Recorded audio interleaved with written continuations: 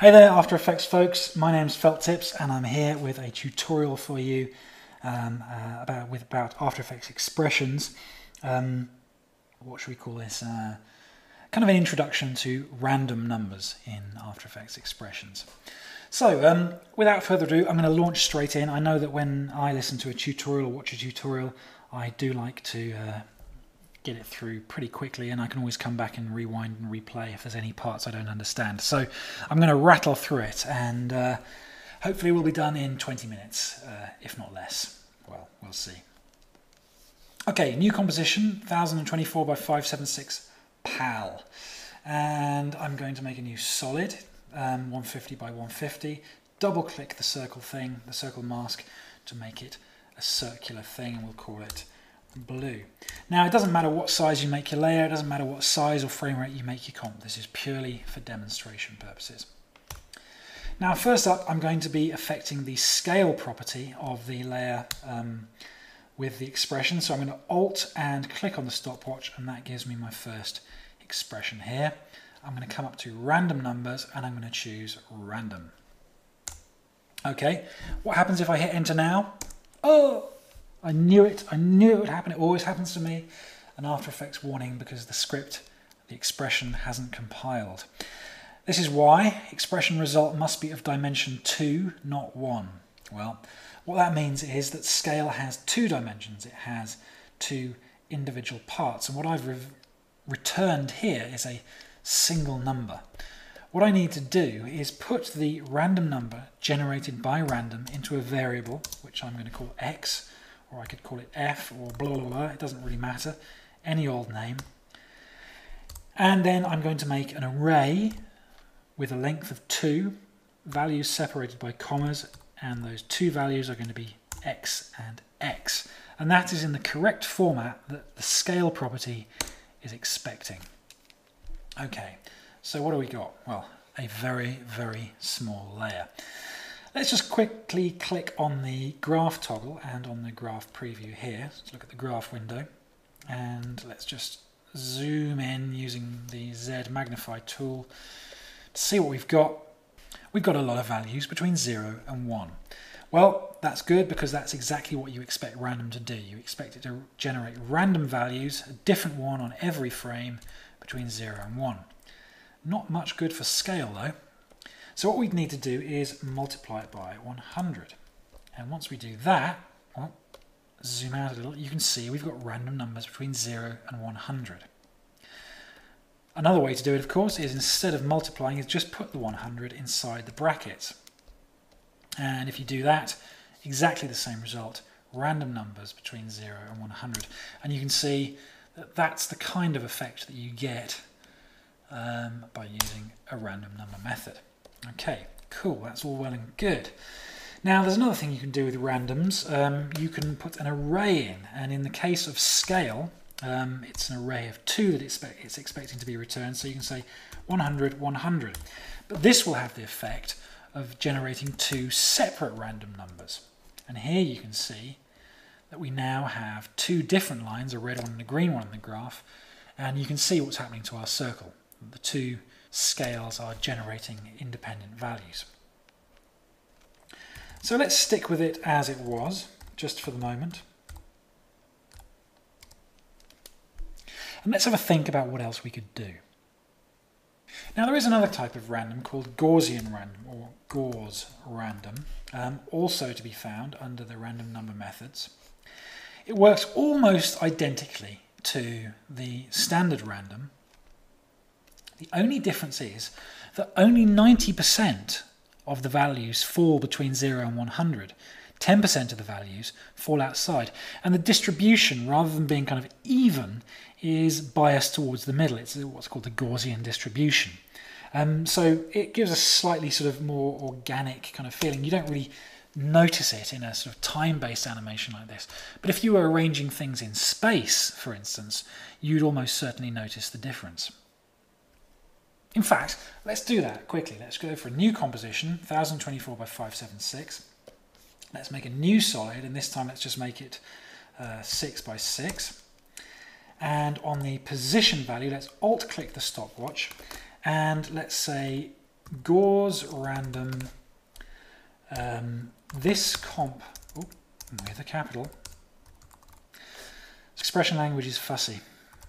This comp dot height, and what that is going to do is to generate two random numbers, the first of which is between 0 and the composition's width, and the second which is between 0 and the composition's height. Well, it would do if we were just using a normal random. Let's do that. Okay, and you can see it's landed there. Let's duplicate the layer, and it's landed there. A few more, they're all landing inside. Hey, let's go wild. Okay, well you can see we've got a pretty random distribution of those layers. Very handy. Now if we come back here and we say Gaussian random, Gauss random with a capital R, now we're going to get a slightly different distribution. Let's just duplicate up a few of these layers. Well, as you can see already, we've got a few of them that are actually landing outside the screen's dimension. About 10% of them, in fact, are going to be outside, and that's a Gaussian distribution. Now, what might be interesting is if we were to create two numbers. Let's call x, a variable called x, can be Gauss random this comp dot width, and y can be normal random this comp dot height. Let's not forget our semicolons because sometimes it needs them. And hey, let's not forget the last line of the script or the expression either. There you go. Let's try the same thing again. Let's make 10 of those and select all of those and make another 10 of those. And hey, let's see just how many layers we can handle. Ouch, that's taxing the processor.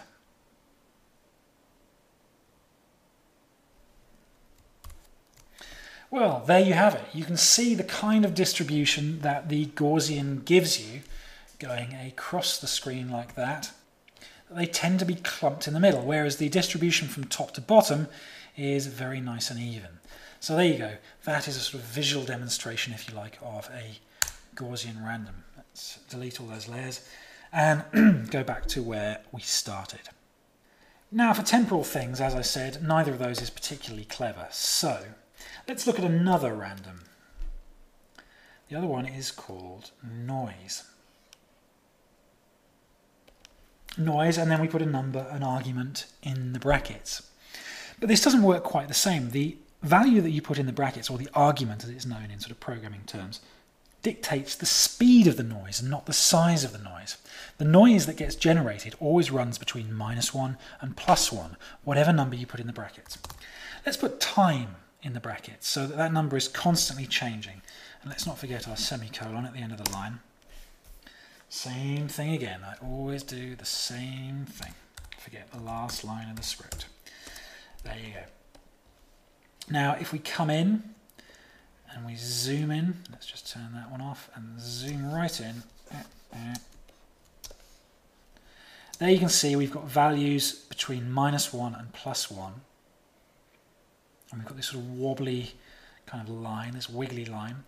Now, if I change to time times 2, you can see the wiggles get close together. If I change to time times 4, the wiggles get even closer together still.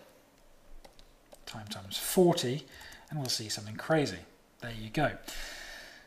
Now, noise is kind of good in that it doesn't give a different value every single frame. Let's just come over. Let's actually choose time times 5. And let's multiply the value by 50. Let's set the original scale to 50. That is the value before it's affected by the script. And let's pick up that value by using the keyword value. That will pick up the original value of 50 by 50. And let's add the noise to it. Now the noise that we've got there, seeing as we've multiplied -1 to +1 by 50, we're now getting -50 to +50. And if we add x, x to the original value, we'll be getting a value between 0 and 100. Let's see how that looks. Well, already you can see that there's a little bit more sort of structure to that noise. It's sort of pulsing up and down. If we turn time to 3, then you can see it's a bit more kind of organic.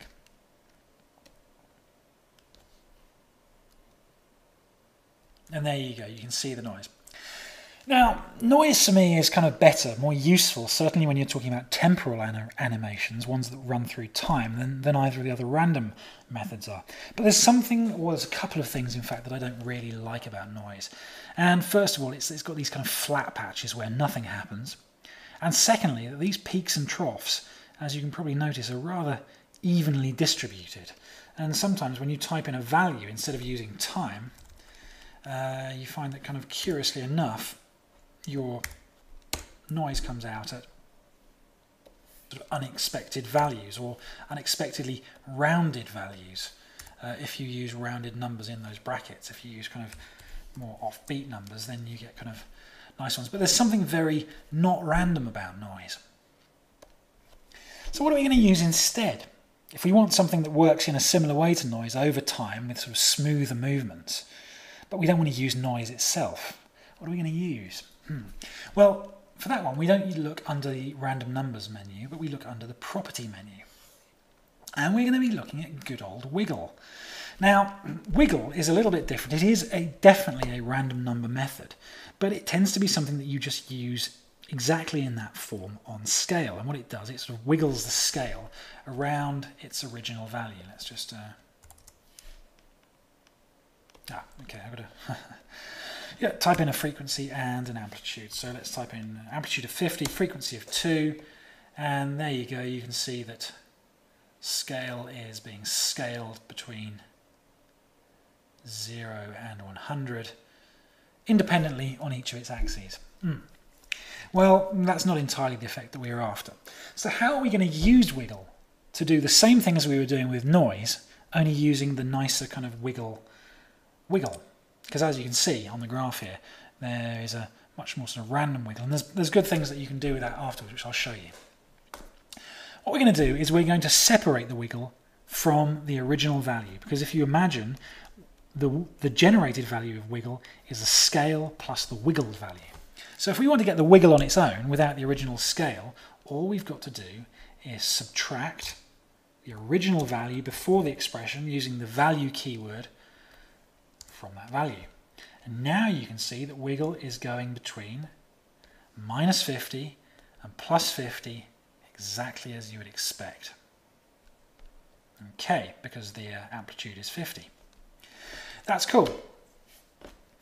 Let's put that into a variable, the variable x, and now let's take x0 like that, and another x0 in a list or array and return that value. And now you'll see that we've got two values oscillating very nicely between minus 50 and plus 50 using this nice sort of wiggle noise here. Now then, if we take that value there, we'll call that one y, we'll put the value generated into the variable y, and as a final step we will just say value plus y. That takes the original value of wiggle and adds the new y value to it, and there we will be seeing a wiggled value lying between 0 and 100. Lovely, and you don't get any of those flat bits. You get a nice kind of random noise type of curve. And what's more with wiggle, you can turn the octaves up and the multiplier to 0.65. It doesn't really matter what value. And then it starts to superimpose levels of noise on top of one another in a kind of fractal way. If we turn the octaves up to 3, then you'll see that the noise curve starts to become more and more detailed. And if we turn it up to, say, 8, it doesn't matter how far we zoom in, we're getting this kind of fractal effect. We can go in closer and closer and closer, and wherever we look, there's noise. The more of those you do, the longer it takes to generate, but you've got that. And what's more, you can change the frequency here, turning this value up, as you can see. And in fact, what I'm going to do is I'm going to make a point expression control, and I'm going to call it frequency amplitude. And I'm just going to load those values into my expression. T_freq equals the first of those, and T_amp equals the second of those. And now what I can do is take that value as the frequency and drop it in, and take that value as the amplitude and drop it in. Well and good. Frequency 3, amplitude 50. Let's come and have a little look at the graph, and now I can slide the frequency up and I can slide the frequency down. As you can see, I've got full control over what's going on with this function without once having to enter the expression itself. That is what we like to see. So there you go, a little bit too erratic. I'm going to turn the octaves down to 2. You could even make a slider for the octaves if you want to. Frequency also down to 2. And let's see what we have there. Yeah, that's pretty good. I think if we turn motion blur on for both of those, then we'll be looking at something reasonably smooth. Oh yes. Well, that means we're on the home straight. That means we are into the final thrilling climax of this tutorial. And for that reason, I'm going to turn off the layer blue, and I'm going to turn on the layer, or I'm going to create a layer, text, and I'm going to call it Earth. No, Earth Quake. Earthquake. Who on earth taught this guy to type? Amazing. Okay, so let's scale that down a touch. Let's just move it up a bit, and let's make it into a 3D layer. Now I'm going to use a very similar function to that which I used on scale. I'm going to use it on the position property here. I'm going to say x is equal to property wiggle, like that.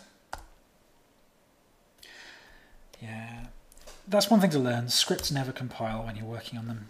I'm going to copy some of this from here. I'm going to put those 2 layers in there, and again it won't compile. Okay, and I'm going to copy the effect up onto this layer as well. Once again, I double click T frequency and replace the word frequency, and T amp and replace the word amp, and now it should compile, and indeed it does. So there you go, you can see that we have some noise, some earthquakey sort of vibration going on. Let's have a look at that. Not that earthquakey. Let's come into our frequency here, and let's turn the frequency up to 10. That's a little bit better. You know what? I'm going to put the octaves up to 2. Now that's a kind of cool movement. I like that. Good. So the other thing that I've got going on is that that's happening in all 3 channels, the X, the Y, and the Z over here, and I don't really want that. So I'm just going to come over here. I'm going to set X to be equal to an array of 3, and the first value is going to be X0. The second value is going to be X1. If I was to type the third values to be X2, then X would be exactly as it was before, as you can see. But now that I've separated that out, I can change the last value to 0, and you can see that I have the noise in the first 2 parts, but not in the Z value or the Z value. Okay, that's cool. And as a final stage, I'm going to make a slider control, and the slider control is going to be called envelope. Okay, and I'm going to bring the envelope variable into this expression. T envelope, or whatever I want to call that, is equal to the value of that effect. And what I'm going to do is I'm going to separate the wiggle part from the original value once again. So I'm just going to type in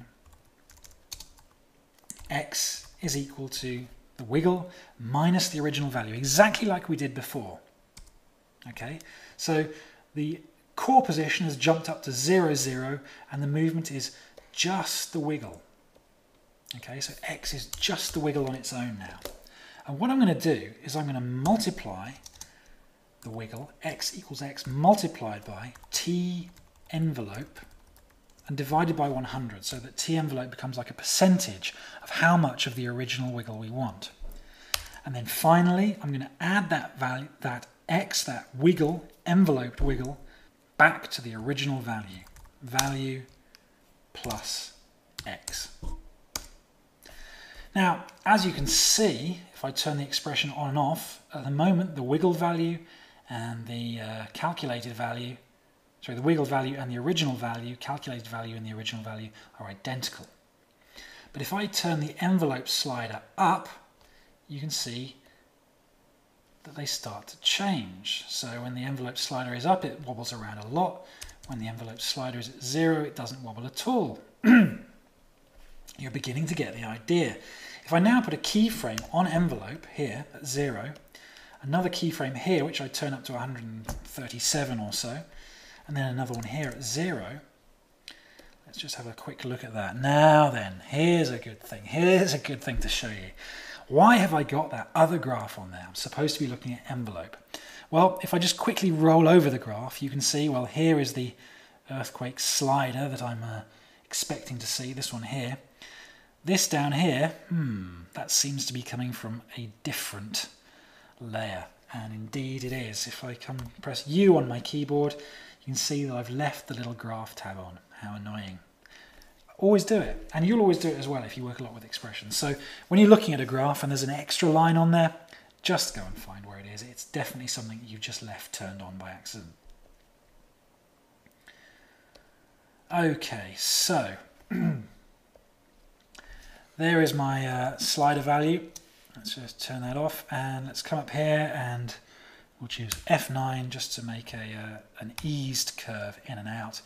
And as you can see, that the line there now becomes an envelope for the movement. In fact, if we come over to position and we turn the graph on for position, you can see quite clearly that those values are now being enveloped by the envelope.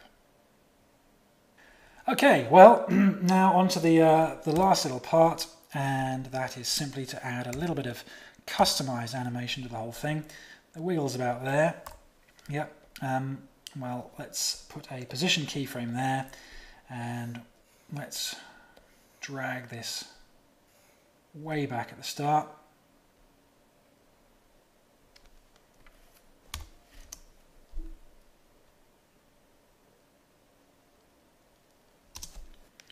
There you go. Let's put a bit of a motion blur on the layer as well. Fade it in as it comes up, and there we go. A little animation. Not going to win any awards as a piece of animation, but like I said, I don't want to waste your time making lovely aesthetic pieces of animation. You want to know about expressions, you can add your own aesthetics to it. So hopefully that's taken you through the sort of ground principles of ways in which that you can use the random functions in After Effects. There's loads more to those random functions, there's loads more to know, and I'll probably continue with some more tutorials about those random functions and some more in-depth things that you can do with them later on. Okay, well, thanks for listening. Stay tuned to this space, and my name's Felt Tips. I'll see you later.